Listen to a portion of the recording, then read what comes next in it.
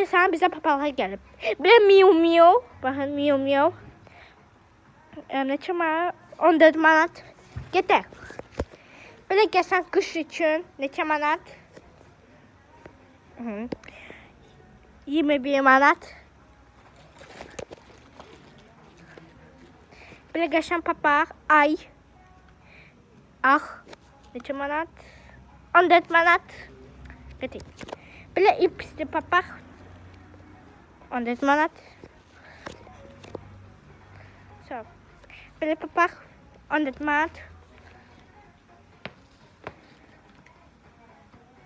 So, belə papaq 21 manat.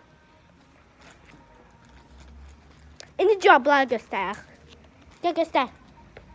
Cavablar. Belə cavablar. So. Belə cavablar. Belə cavablar. Belə cavablar. Belə güllü cavablar. Vişnalı cavab. Limonlu və meyvəli cavablar.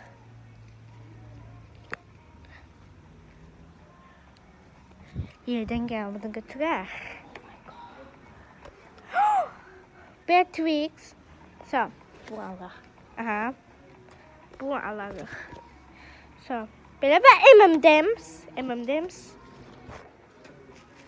Belə alaq. Bunu. İndi sağ ol. İndi baxın, belə Coca-Cola da var. Coca-Cola ama bir dənə. Sağ olun. Hamımın sağ olun. Biz sizi sevirik. Biz indi onu bir saat yerinə qoyaq. İçisiz baxın nətə yerinə qoyaq. Yoxsa çevirin, başqa şeyə baxın. Biz ama indi yıxırıq dostlarımızla. Siz dostlarla bile çağırma. Kim bilir? Nə? Babila. Baxın. Sonra kim axar kimi baxanda biz sizə nəsə deyəcəyik. Hə, nə demək istəyirdik? Demek ki TikTok'ta bile kokuları bile değil. Bakın bu ne zaman? Hə, biz bunu indi çəkərik. Sağ olun.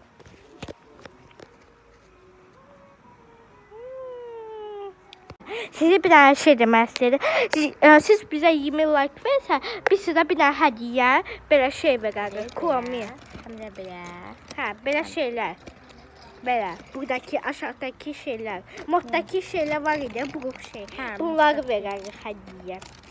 Nəysə. Sağ olun.